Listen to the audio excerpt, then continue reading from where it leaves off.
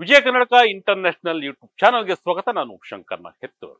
Masters ಮತ್ತು ಸಂಶೋಧನೆಗಳಿಗೆ ಭಾರತದ ವಿದ್ಯಾರ್ಥಿಗಳಿಗೆ ಮೊದಲ ಆಯ್ಕೆ ಅಮೆರಿಕ ಆಗಿದೆ, ಅಥವಾ ಅಮೆರಿಕ ಆಗಿತ್ತು. ಈಗ ಹೆಚ್ಚೆಚ್ಚು ವಿದ್ಯಾರ್ಥಿಗಳು ಜರ್ಮನಿಯತ್ತ ಮುಖ ಮಾಡುತ್ತಿದ್ದಾರೆ. ಸುಮಾರು 60,000 ಭಾರತೀಯ ವಿದ್ಯಾರ್ಥಿಗಳು ಈಗಾಗಲೇ ಜರ್ಮನಿಯಲ್ಲಿ ವಿದ್ಯಾಭ್ಯಾಸ ಮಾಡ್ತಿದ್ದಾರೆ.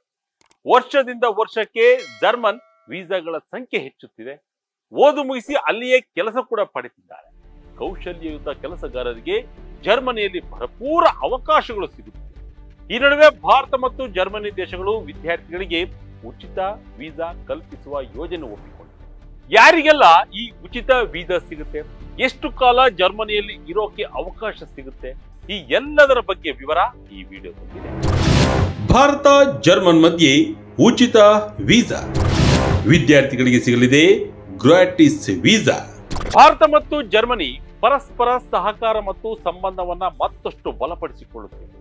ಶಿಕ್ಷಣ, ವ್ಯಾಪಾರ, ರಕ್ಷಣೆ ಮತ್ತು ಜಾಗತಿಕ ವಿಷಯಗಳಲ್ಲಿ ಹೊಸ ಮೈಲುಗಳನ್ನು ಸ್ಥಾಪಿಸಿದೆ.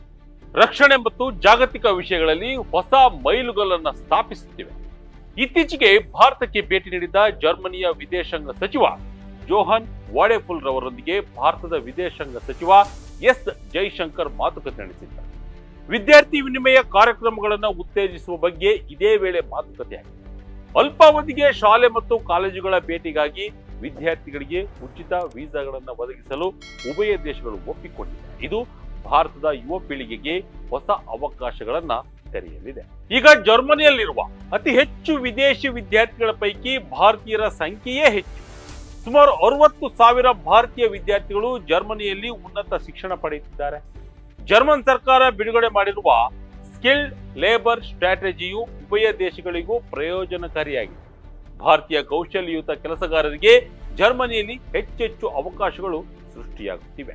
ಬೆಂಗಳೂರಿನ ವೀಸಾ ಕೇಂದ್ರವು ಕಳೆದ ವರ್ಷ ಜರ್ಮನಿಗೆ ಪ್ರಯಾಣಿಸಲು 36,000 ದೀರ್ಘಾವಧಿಯ ವೀಸಾಗಳನ್ನು ನೀಡಿದೆ. 2024ರಲ್ಲಿ ಜಾಗತಿಕವಾಗಿ ನೀಡಲಾದ ಎಲ್ಲಾ ವಿದ್ಯಾರ್ಥಿ ವೀಸಾಗಳಲ್ಲಿ 1/3 ಭಾಗವು ಭಾರತದಿಂದಲೇ ಆಗಿದೆ. ವೀಸಾ ಪ್ರಕ್ರಿಯೆಗಳನ್ನು ಇನ್ನಷ್ಟು ಡಿಜಿಟಲೀಕರಣಗೊಳಿಸಿ ದಕ್ಷತೆಯನ್ನು ಹೆಚ್ಚಿಸಲು ಎರಡೂ ದೇಶಗಳು ಮುಂದಿನ ಹೆಜ್ಜೆ ಇಟ್ಟಿವೆ. ಹಾಗೆ ಜರ್ಮನ್ ಭಾಷಾ ತರಬೇತಿಗಾಗಿ ಮೂಲ ಸೌಕರ್ಯವನ್ನ ವಿಸ್ತರಿಸಲು ಸಹ ಕ್ರಮಗಳನ್ನ ತೆಗೆದುಕೊಳ್ಳಲಾಗಿದೆ. ಪ್ರಸ್ತುತ ಭಾರತದಲ್ಲಿ 58 ಪಾಲುದಾರ ಶಿಕ್ಷಣ ಕೇಂದ್ರಗಳಲ್ಲಿ ಜರ್ಮನ್ ಭಾಷೆಯನ್ನ ಕಲ್ಪಿಸಲಾಗುತ್ತಿದೆ. ಇದನ್ನ ಶೀಘ್ರದಲ್ಲೇ 1000ಕ್ಕೆ ಹೆಚ್ಚಿಸುವ ಗುರಿಯನ್ನ ಹಾಕಿಕೊಳ್ಳಲಾಗಿದೆ. ಜರ್ಮನ್ ಭಾಷೆಯ ಕಲಿಕೆಯ ಭಾರತೀಯ ವಿದೇಶಾಂಗ ವಿದ್ಯಾರ್ಥಿಗಳಿಗೆ ಜರ್ಮನಿಯಲ್ಲಿ ಉನ್ನತ ಶಿಕ್ಷಣ ಮತ್ತು ಉದ್ಯೋಗ ಅವಕಾಶಗಳನ್ನು ಪಡೆಯಲು ಸಹಾಯ ಮಾಡುತ್ತದೆ. The skilled labor strategy released by the German government offers a very good framework for mutual benefit. We have also agreed on gratis visas for short-term school and college visits to further promote student exchanges. ಬೆಂಗಳೂರಿಗೆ ಭೇಟಿ ಕೊಟ್ಟ German ಸಚಿವ, Bharat Germany ಪಾಲುದಾರಿಕೆಗೆ 25 ವರ್ಷ. ಜರ್ಮನಿಯ Johan ವಾಡೆಫುಲ್ ಬೆಂಗಳೂರಿನಿಂದ ತಮ್ಮ ಭಾರತದ ಪ್ರವಾಸವನ್ನ ಶುರು ಮಾಡಿದ್ದಾರೆ. ಜರ್ಮನ್ ಕಂಪನಿಗಳೊಂದಿಗೆ ಸಂವಾದ ನಡೆಸಿದ್ದರು. ಭಾರತೀಯ ಬಾಹ್ಯಾಕಾಶ ಸಂಶೋಧನಾ ಸಂಸ್ಥೆ ಇಸ್ರೋ ಹಾಗೂ ಇಂಡಿಯನ್ ಇನ್ಸ್ಟಿಟ್ಯೂಟ್ ಆಫ್ ಸೈನ್ಸ್ ಕೇಂದ್ರಗಳಿಗೆ ಭೇಟಿ ನೀಡಿದರು. ಹಸಿರು ತಂತ್ರಜ್ಞಾನ, ಡಿಜಿಟಲ್ ಟ್ರಾನ್ಸ್ಫಾರ್ಮೇಶನ್, ಎಐ ಮತ್ತು ಬಾಹ್ಯಾಕಾಶ ಸಹಕಾರದಂತಹ ಕ್ಷೇತ್ರಗಳಲ್ಲಿ ಸಹಕಾರ ಹೆಚ್ಚಿಸುವ ಬಗ್ಗೆ ಅನ್ವೇಷಣೆ ನಡೆಸಿದ್ದಾರೆ. ವ್ಯಾಪಾರ ಮತ್ತು ಹೂಡಿಕೆ, ರಕ್ಷಣೆ ತಂತ್ರಜ್ಞಾನ, ವಿಜ್ಞಾನ ಮತ್ತು ನಾವೀನ್ಯತೆ, ಹಸಿರು ಮತ್ತು ಸುಸ್ಥಿರ ಅಭಿವೃದ್ಧಿ ಪಾಲುದಾರಿಕೆ ಕ್ಷೇತ್ರಗಳಲ್ಲಿ ಎರಡೂ ದೇಶಗಳ ಒಪ್ಪಂದಗಳು ಮುಂದುವರಿದಿವೆ. For me personally, it was really very interesting to spend the whole day in Bangalore to see what we are really doing already together.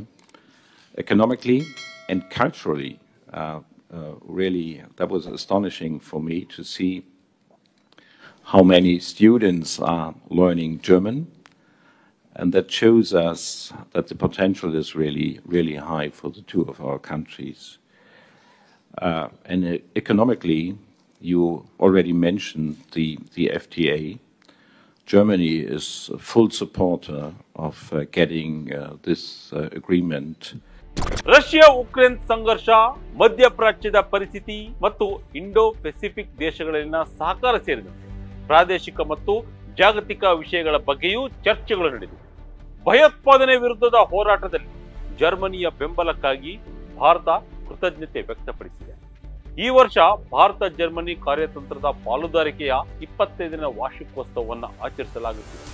ಪರಸ್ಪರ ನಂಬಿಕೆ, ಪ್ರಜಾಪ್ರಭುತ್ವ ಮೌಲ್ಯಗಳು ಮತ್ತು ಜಾಗತಿಕ ಸ್ಥಿರತೆ ಹಾಗೂ ಸುಸ್ಥಿರ ಅಭಿವೃದ್ಧಿಗೆ ಸಹಭಾಗಿತ್ವವು ಗಟ್ಟಿಯಾಗಿದೆ. ಭಾರತ ಮತ್ತು ಜರ್ಮನಿ ನಡುವಿನ ಈ ಸಂಬಂಧಗಳು ಭವಿಷ್ಯದಲ್ಲಿ ಇನ್ನಷ್ಟು ಬಲಗೊಳ್ಳುವ ವಿಶ್ವಾಸ ವ್ಯಕ್ತಪಡಿಸಿದೆ.